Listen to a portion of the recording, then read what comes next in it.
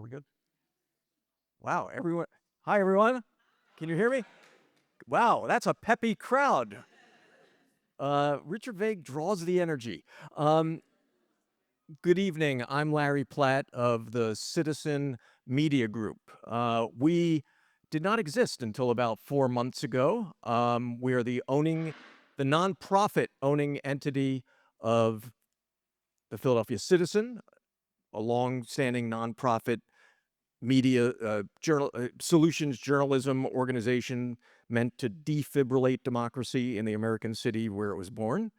And as of 4 months ago, we're also the proud owners of David Lipson's baby, Philadelphia Magazine, and which, yes, let's hear it for the the storied title that so many of us grew up to and grew up with.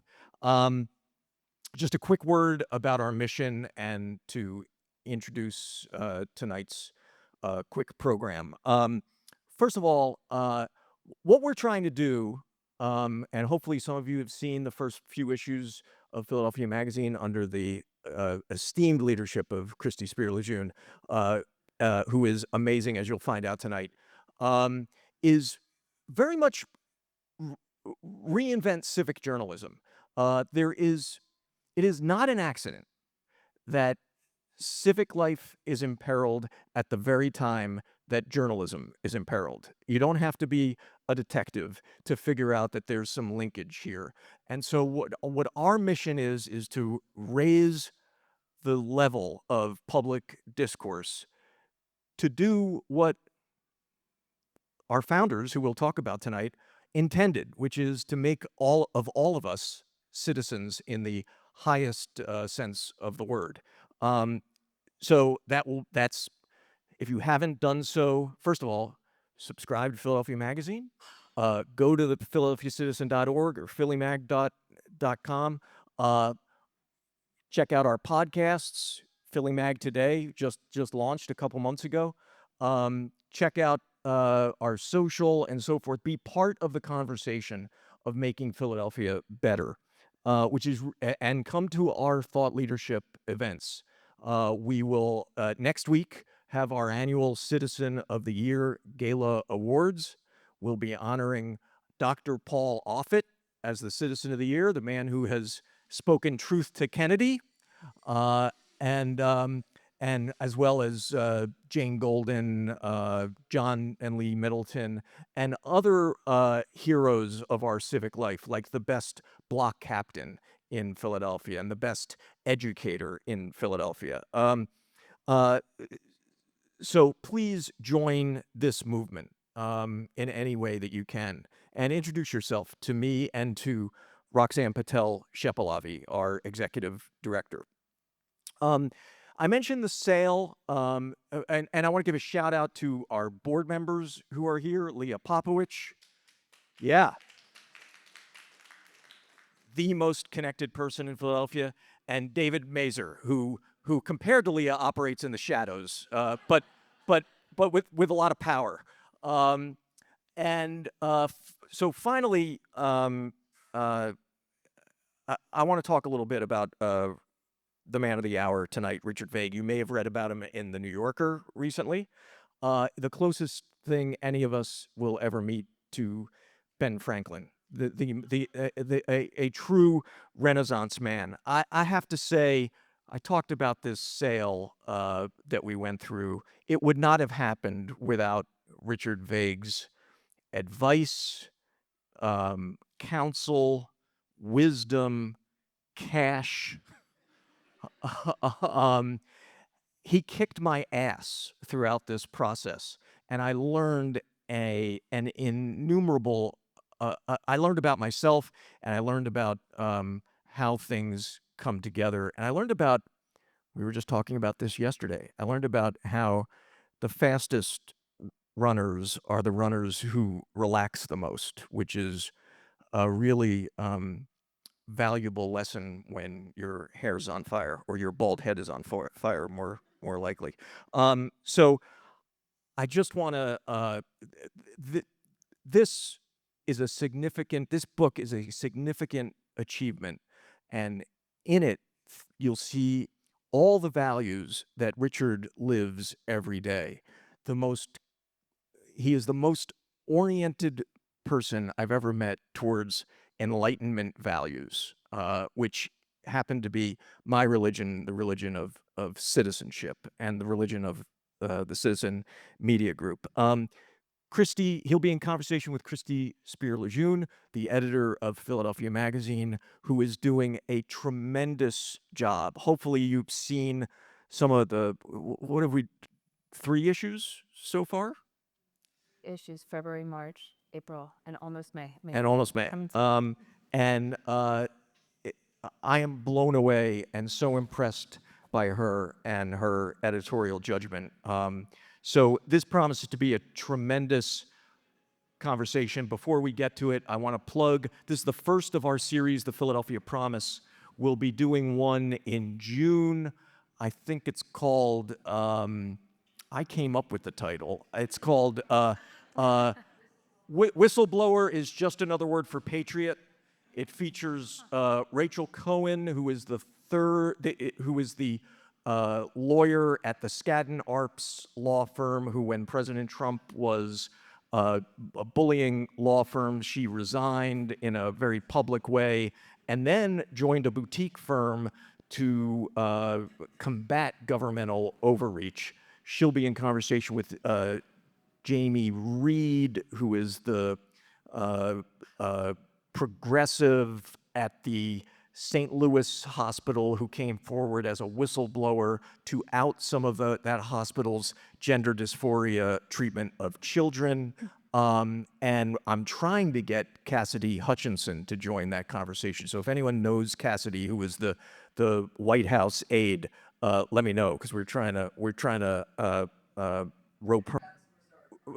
Yeah, we're trying to rope her into it. So that's our next one. Stay tuned to phillymag.com, thephiladelphiacitizen.org for more information about future conversations. And with that, I'll shut up and give you the conversation, Richard Vague and Christine Speer Lejeune. Thank you. Thank you. Thank you, Eric. Thank you, Larry. Does this work okay? Everybody can hear? Great. Awesome. Thank you so much. Well, first, I want to say thank you for being here. And what an honor it is to be sitting here with Richard, who I think is my most favorite Philadelphian, truly. And also what an honor it is to have in attendance Ambassador Gutman. And we're so grateful and honored that you can be here tonight. Thank you so much. And I thought, Richard, we would start with the origin story of this project, because it's a little bit of a departure for you. You've done all of these other books and done all these research projects and produced, as a writer, a lot about history, a lot about banking. And now we have a historical biography. And so I wanted to ask you the question every journalist always wants to ask, which is, how did you find this story? And what made you decide to pursue it? Well, thank you. And I'd like to say thanks on behalf of my wonderful wife, Laura, and my wonderful son, Mikhail. I'd like to thank all of you guys for being here. I would like to thank Larry and Roxanne. You guys have done an incredible job with the Citizen, and this new chapter has all sorts of wonderful possibilities associated with it. And I got to tell you guys, one of the best things that Larry and Roxanne have done is bring Christy on board. I think you guys are going to find out that Christy is one of the Philadelphia's superstars. And I think the magazine's already reflecting that. Thank you. But there's going to be a vibrancy there that's, I think, going to be one of the things that's transformative for Philadelphia as a whole. So, and I just want to say one other thing. There are so many people in this room that have been so helpful to me. I wouldn't be where I am. This book wouldn't be where it is without all your help and wonderful support. So it's a real Nice. privilege to be here. Thank you. So on to the question. Thank you. Yeah. So So I've done a lot of research on economics, and if you research economics, one of the things you find out is that banks and the leverage ratios that banks operate on is core and central to what happens in economies. So I wanted to find out how those ratios came about. So it was a very boring, technical exercise in finding out about the origins of banking in the United States. And the first bank is the Bank of North America, and there's this guy named Thomas Willing who's president, but it's still going to be a fairly boring monograph about leverage ratios in 1780.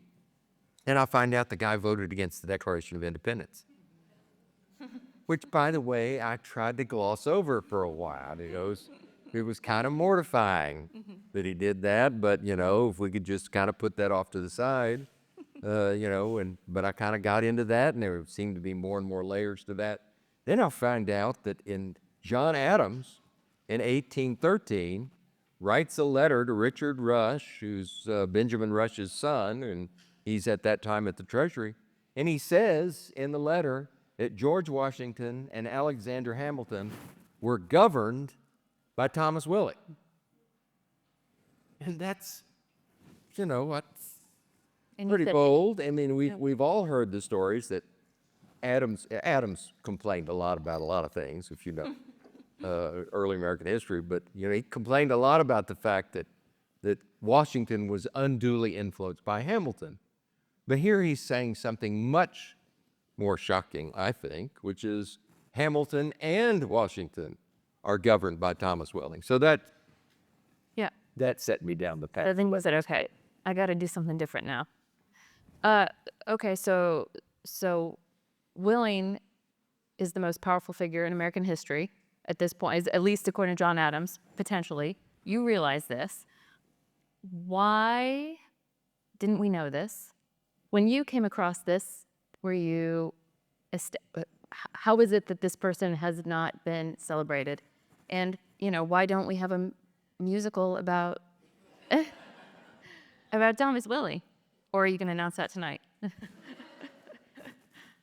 Well, I'm not surprised that someone important was omitted in history, because I think you folks who know history know that's pretty typical, that some really important thing is regularly omitted. And frankly, one of the things historians routinely do is gloss over or omit entirely finance and economics from history. So you could read an entire history of the American Revolution, not know one thing about the funding of that revolution. That's fairly typical. So I wasn't surprised by that. I actually, a few years ago, wrote a business history of the United States, and I would say 90% of the business people over that entire 250-year period who were immensely powerful in their era are completely forgotten today. And I tell my business friends, you better do something to be remembered besides business. Yeah. Because nobody's going to remember what you did at this. So it wasn't surprising. Then you had the added layer of the somewhat ignominious event of his vote against the Declaration, Yeah. and a few things like that, and you can kind of understand. So I want to talk about that vote, which you said you were mortified by it, and you were sort of trying to, at first, excuse away, gloss over it. Can you explain to people what accounted for that vote? He did it not once, I think, but twice, voted against, right? And so why? And did you come to terms with it yourself, stop being mortified by it and understand it? Well, it turns out that in 1775, the establishment in Pennsylvania, the government, the Assembly of Pennsylvania, actually put out an edict prohibiting their delegates for voting for independence. Pennsylvania broadly, the elite of Pennsylvania especially, were dead set against independence and had issued that edict. So all the wealthy Philadelphians, Robert Morris, John Dickinson, Charles Humphreys, and Thomas Willing, voted against independence. And you have to put that in the context of what was happening in America at the time. We hear this, the received story about the Revolution is, beleaguered American patriots against almighty impregnable Britain. And it kind of wasn't like that at all. 1700 to 1800 in the colonies was the greatest growth in wealth, in economic growth in world history. We went from 200,000 people in 1700 to 5 million in 1800. We went from essentially no GDP to a GDP that was a third of mighty Britain. These guys were getting wealthy hand over fist. And they were getting wealthy hand over fist by trading with London merchants. So they didn't want to upset a good thing. Yeah. And the reason that it went the other way is while they were making all that money, immigrants, largely Scotch-Irish Presbyterian immigrants from the north of Ireland and from Scotland, had been flooding into Pennsylvania, tripling the population of the state. And they hated the English. They had been oppressed for centuries. They had been economically excluded for centuries. And they were dead set against the British and latched on to the idea of democracy, which for them, by the way, not only meant political independence, it meant egalitarianism as well. So they were frankly, against the elite in Philadelphia almost as much as they were against the elite in London. So you had a clash. You had a clash. So are you saying you think this revolution was less the story that we have told ourselves, which is a heroic act of resistance, and more simply inevitable economics? Would you say this is? Well, it's hard for me to believe. I mean, it's a great story, and there's a lot going on, and there's a lot of bravery, and there's a lot of incredible leadership. So I don't want to minimize any of that story. But there is this economic dimension to it that I don't think is told. And folks were wealthy, and they were getting wealthier, and that was a big part of the story. So this was like, for me, and I suspect for a lot of the readers, a new lens through which to view all of this. Were you surprised by some of your research, maybe by that aspect of it, how much that was true? And what did surprise you, if anything, while you were doing this, while you were reading about Willing and the beginning of the banks? I think every single thing I encountered was a surprise to me. I went in with a received story, and as I said early on, I just wanted to know a little bit about the banking that was going on at the time and all the layers of American history. And, one of the things that I took away is that one of the fundamental paradigms of America is this coastal elite versus middle America in the interior of the country. That's a paradigm that exists today that was fully present in 1776. And I think understanding that paradigm is useful today. And I think one of the reasons it's useful is it's useful when we try to find common ground. So that touches on something I wanted to ask you about those tensions, which was, you described the Federalists, who were Willing's crowd, basically, as men who didn't really want a democratic system in the way we think about it, right? Like, not a popularly elected president, and no elected senators, no elected judges.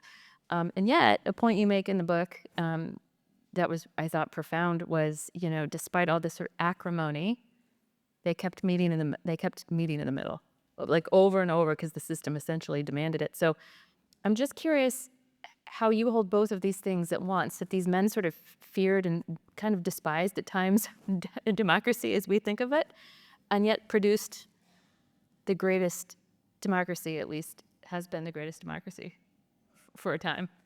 So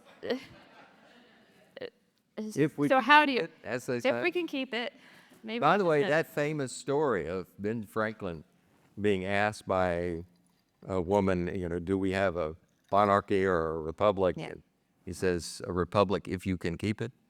Well, that's Thomas Willing's sister that he's talking to. And that conversation occurs in what we know of as the Powell House. Yeah. But she was Elizabeth Willing Powell. So There's even a Willing connection there. But you ask about, how did we find compromise at a difficult time? And I guarantee you that there's as much or more acrimony in 1776 and 1780, far more than we're experiencing today, even though what we're experiencing today feels so traumatic. I mean, they were jailing Quakers. They jailed the Supreme Court Justice of Pennsylvania at that time for not signing a loyalty oath to a constitution that had been crafted that I think was deeply flawed. I mean, that's a whole other story of itself. He was jailed and shipped off to New Jersey.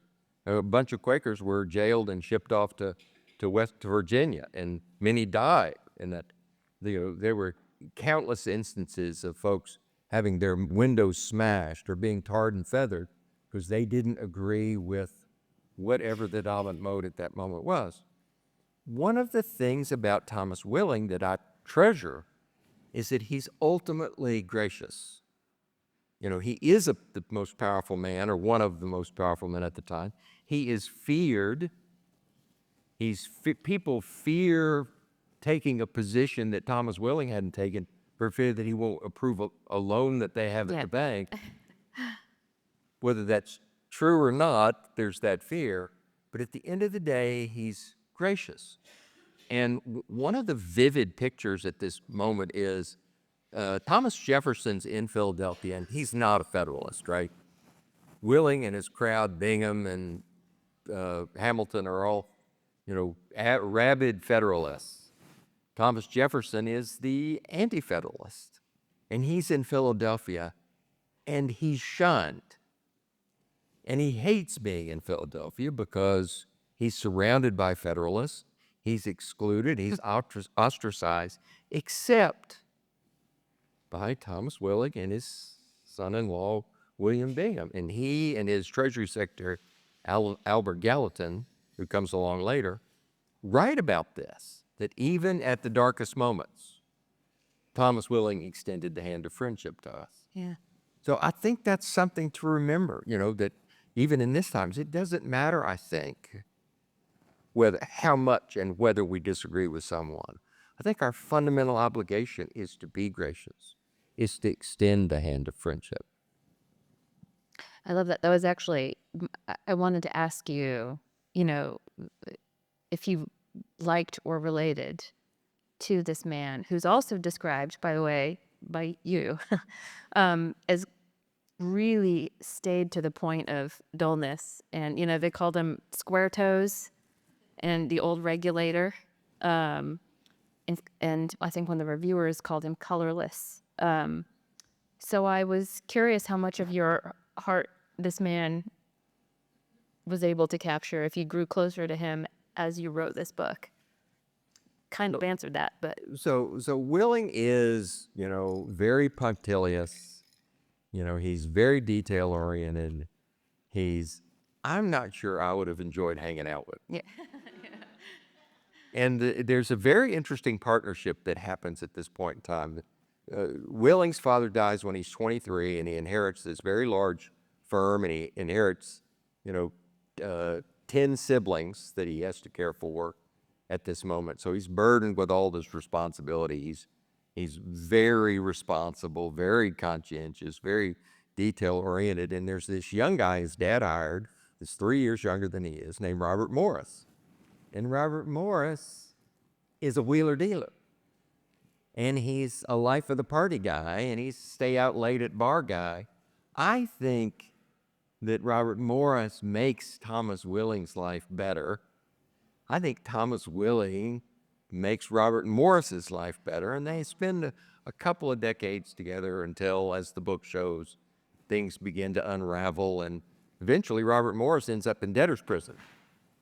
And Thomas Willing doesn't.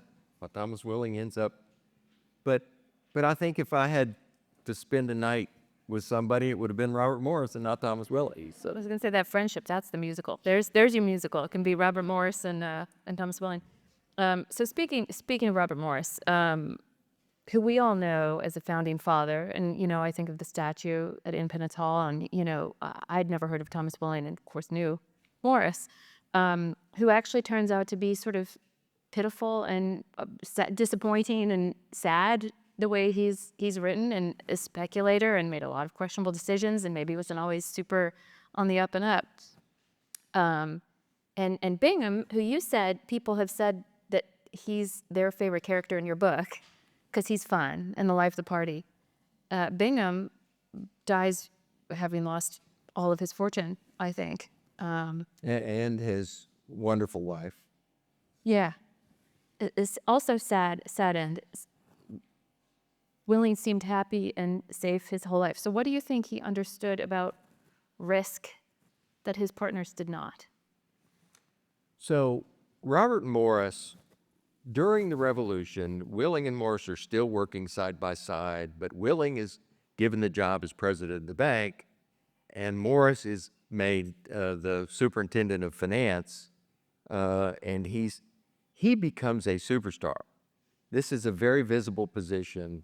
He's known globally. He's known to financiers in France and the Netherlands and the Caribbean, in London, and he parlays that fame into bolder and bolder enterprises. It's like 1785, he has the first shipment to China out of the United States, and he gets bolder and bolder. And one of the deals he does that is evidence of how freewheeling he was is he gets the tobacco franchise for the entire country of France. And he wins this in what is the equivalent of an RFP by guaranteeing France that he will deliver this tobacco at a price below the then current market price. Yeah. And he does that because he's figured it out, and he said after the war prices are going to drop, and they don't. And this is the kind of guy Morris is, and he's an eternal optimist, and he starts doing big land deals. He and some partners buy almost all the land in Washington, D.C., which, as you remember, is like the first, it's the new capital that gets established in 1800. He's out buying land in western New York and Georgia. He ends up buying something on the order of 6 million acres of land, all on credit. And he owes tax, and he has to do upkeep. So, he's expecting to be able to sell that land to speculators that he thinks will be pouring in from Europe. Well, they don't. None of that. This typical speculators, issue is that doesn't happen as fast as they want it to happen. So that's his demise. Willing never succumbs to that.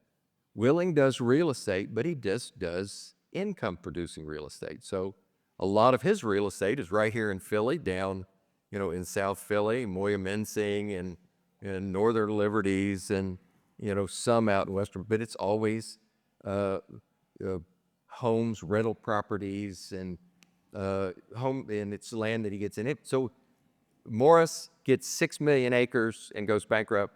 I think Willing never amasses more than about 100,000 acres, and it's all income producing. Yeah. Smart.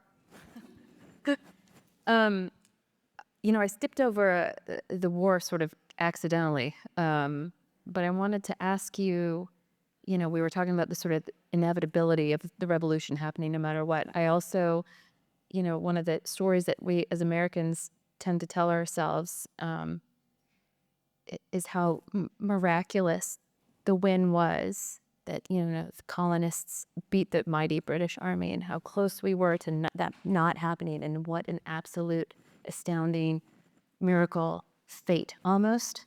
And another perspective shifting point you make is that it wasn't just about, guns and ships and spirit. It was about money and who could fight longer and afford to fight longer.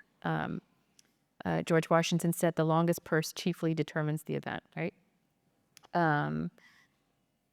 So you argue the Americans figured out that they did not have to win the war. They just had to not lose. They just had to outlast the Brits. So what did not losing actually cost? And how close did we come to not being able to afford it? So that's absolutely right. America figures out somewhere in the middle of all this, that in Washington especially figures this out, that all he has to do is not lose. He has to, occasionally have a minor victory in a battle, but America's job is to not lose, because Britain is having to spend 3.5 times more money per annum than America is. And by the way, Britain's in no great shape. They just had a major financial crisis in 1772. The almighty EIC, the British East India Company, is on it. It is in crisis itself. Half the folks in Parliament, half the merchant traders who are politically becoming the most influential folks in Britain don't think we should be fighting the war to begin with. So, it's King George's stubbornness. So, one of the things that happens is America starts spending less on the war. So America spends what we calculate to be, in those dollars, about $126 million to win the war. That's currency equivalent dollars. They're spending about $20 million a year in 75, 76, 77. And by the time they get to 1780, they cut the budget to $8 million. And by 1781, they've cut the budget down to $3 million. They're fighting the war on a budget, on a shoestring, and it works. And one of the reasons they are, by the way, continental currency stops being effective. No one will accept it after 1780. So that's the reason they start the bank. Thomas Willing is the first bank president, and the bank is started to make loans to the government to prosecute the war. In fact, Alexander Hamilton says, with this bank, the loss of our independence is impossible. And what's one of the first things Willing does as the bank president? He turns America down for the loan. And so America's need to start operating on less money is in part due to Willing's prudence. And what's the second thing he does? He calls one of America's loans and makes them repay it early. So yeah, we just had to not lose, which we figured out how to do, and it worked out in our favor. Yeah, it's just not the story. That's not what they teach you in school. Sure. Gopnik at the New Yorker pushed back a little bit on some of that, arguing that money was downstream of ideology, right? That Washington's army stayed in the field because of morale and belief, not financing, that guns matter more than the people who pay for him. I'm curious if you think he's just not right. And I'm also curious how much room there is for idealism in the founding story of America.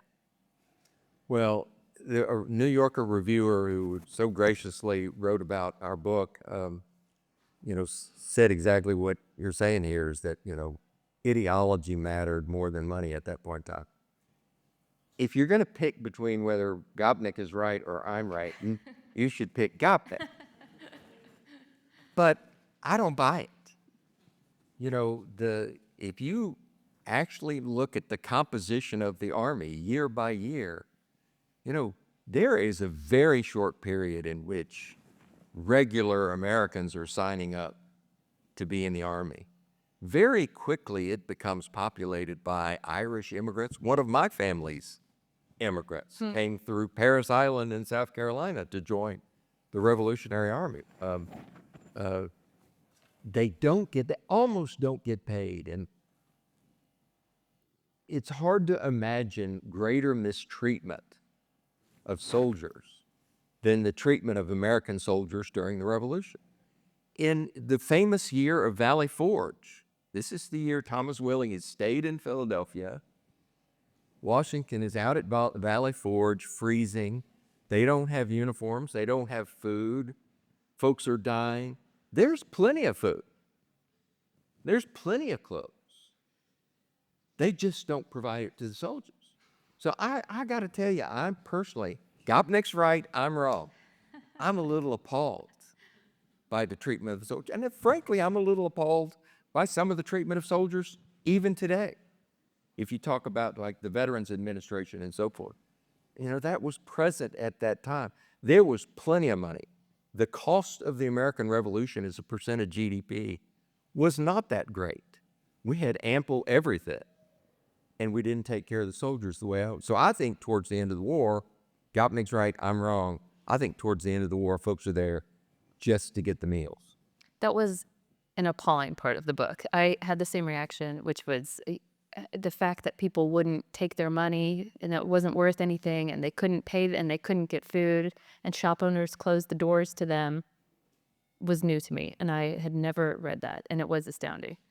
And the follow-up to that, by the way, is they're paid, at the end of the day, they're largely paid in scrip, which are just little pieces IOUs.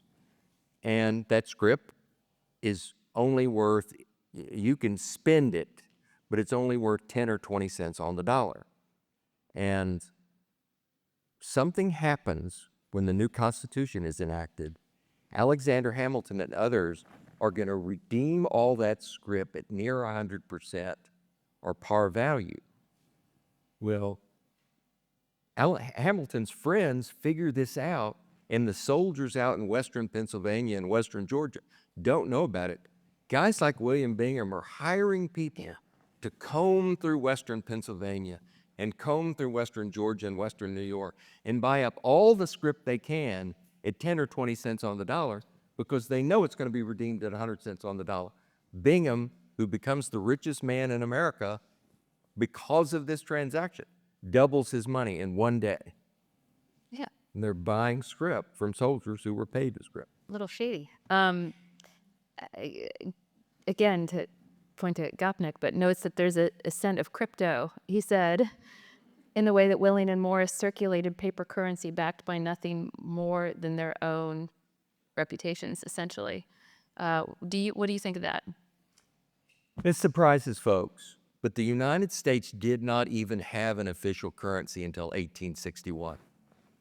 In 1790 and 1800, there was no such thing as currency of the United States. All the currency was issued by banks. So the Bank of the United States, which was a private institution, issued its own currency.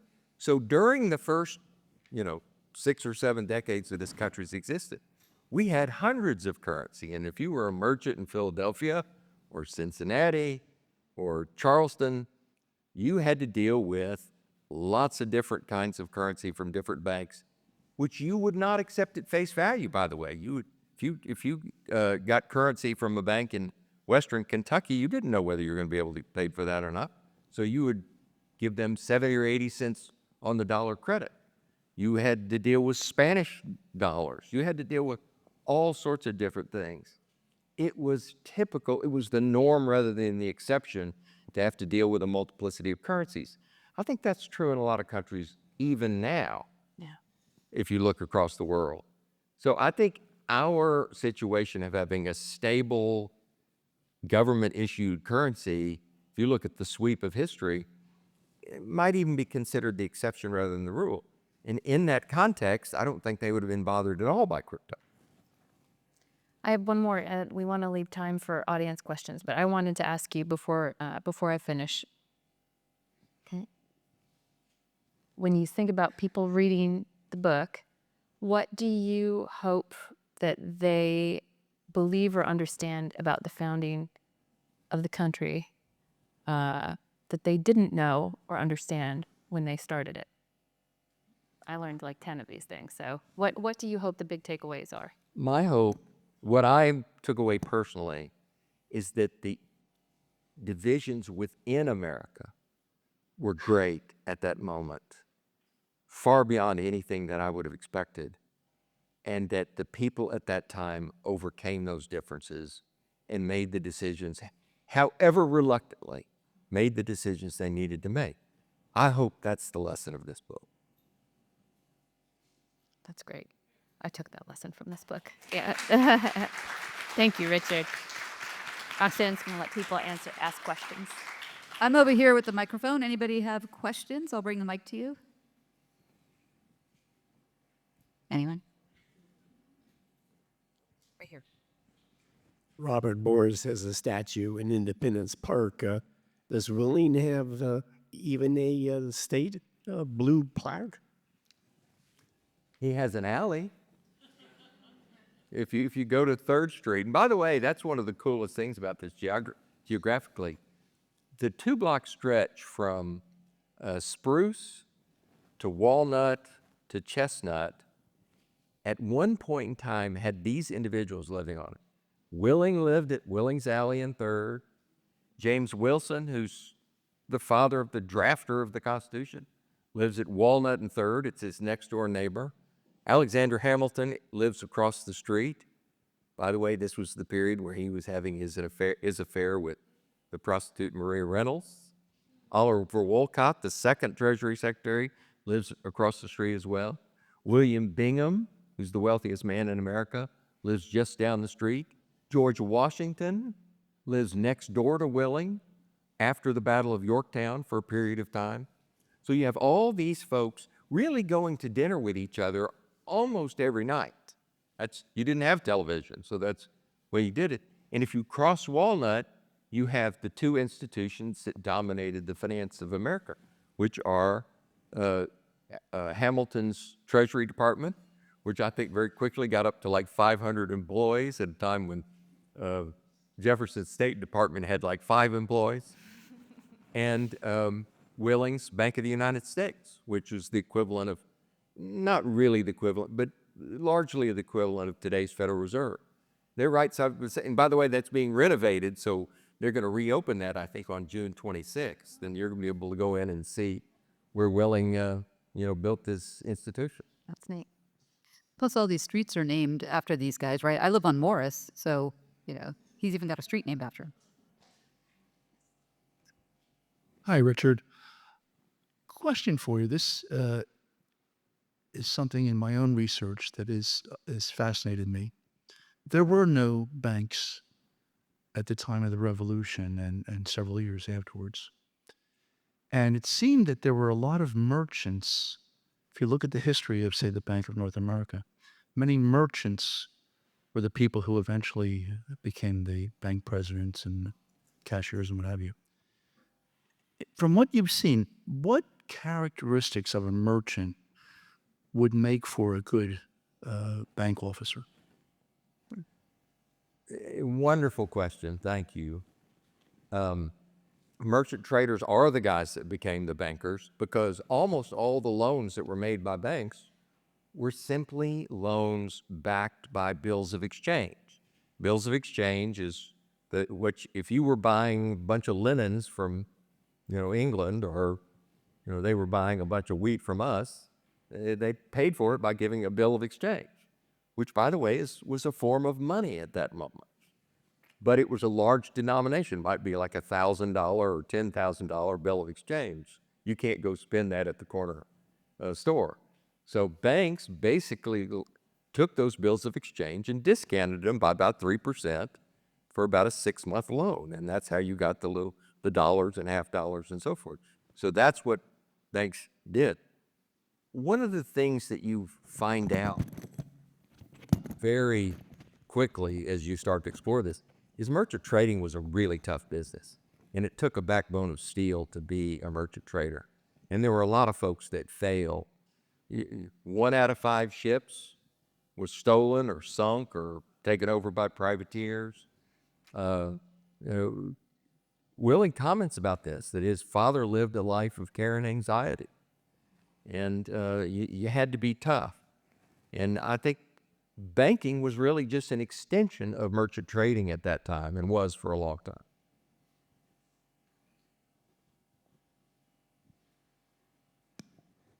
How about your first? Hi, Richard. So one of the things that you mentioned earlier was that the dynamic between the interior of the country and the coastal elites, essentially, as we still call them now, was a dynamic that was imprinted on the United States fairly early on. What are the sources that you used and the research that you came upon that helped you understand that dynamic? Well, I got to tell you, it's a great question because it was not something I was expecting. Once you get into the literature, the doctoral dissertations and the technical books written on that period, it's everywhere. This was a profound division. There's stories of George Washington going out to check out his land, which was near Pittsburgh, and having to kick some of these folks off his land because, he didn't want them, it's a very pronounced division. And it comes up again and again and again. The Whiskey Rebellion is this. In my opinion, the beginning of the movement towards independence happens in 1763 with the Paxton Boys Rebellion. And the Paxton Boys are Scotch-Irish Presbyterians living just out west of the Susquehanna. And they are deeply religious Presbyterians. They are the kind of guys we want out on the West because they are tough and they are taming the land and they are making the land productive. But one of the things that's happening in Pennsylvania is the Quakers that dominate the assembly will not spend the money for the military to defend them from the Native Americans out there.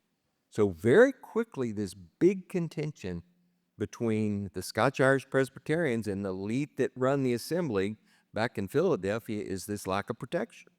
And the Quakers, by the way, eventually get kind of marginalized or voted out of office because they won't do this. But at this particular moment, these Paxton boys are looking at land that's controlled by the Conestoga Indians, of which there are not many left, and they think it's a sin against God for them not to be productively farming the land. And so they go massacre. And it's a shocking moment. And not only do they massacre them, but they come to Philadelphia to massacre the Indians that are in Philadelphia. And there's two guys that go out to Germantown, which is the road that carries into Philadelphia, to stop them. Ben Franklin and Thomas Welling. And they talk them down and they say, we're going to go to the legislature, we're going to get you some of this protection. But those kind of conflicts permeate Pennsylvania existence during this period. It's there. I think we have time for one more question. Anybody? Did you? Anybody over here? I'm on this side. Okay. Hi, thank you. First, this has been really amazing. Would you be able to speak a little more to the immigrant experience, the recent immigrant experience, in that you have the Irish fighting, you have the Scots-Irish who push for independence, you have Hamilton, but what role is the new immigrant playing in the new country? You mean today? No, it's time. Yeah, there is eschewed. I mean, there's 52,000 that come into Pennsylvania between 1730 and 1760. It triples the population of the state and puts profound pressure on the state. And I think their experience is pretty good.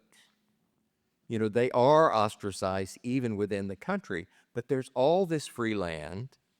I think their economic circumstances end up being better than the folks that stayed back in England. They get more land. They actually, you know, one of the ironies of the American Revolution is, you know, people are protesting taxes.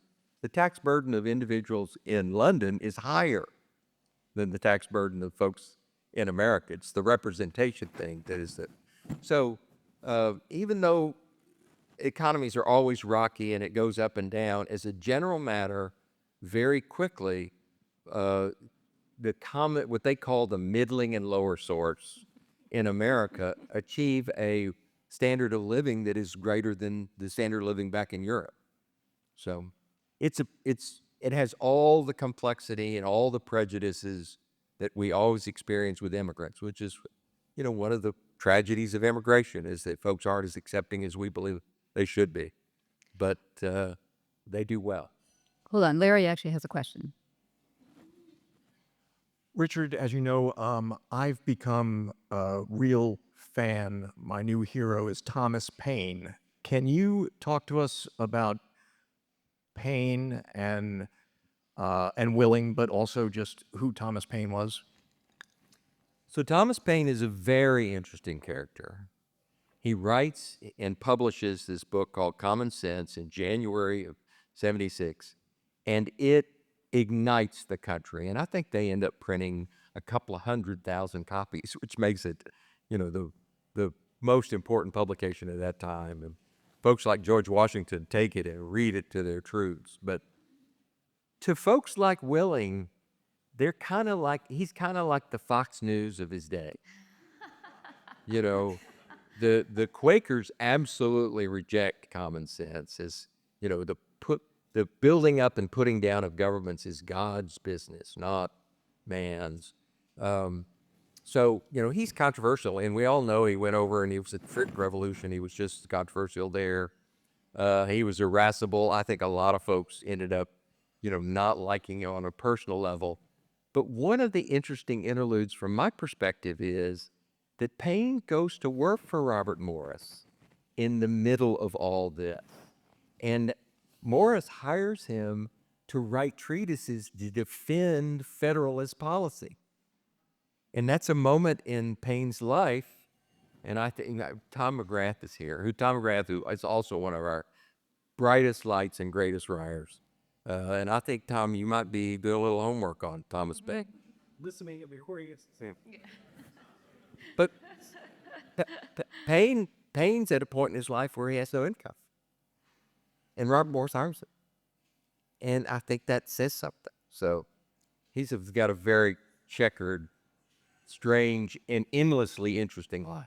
So It's a working writer. I think we're good. Thank you so much, Richard and Chris. Thank you, Rich. Thank you. Wonderful, guy. Thank you. You also.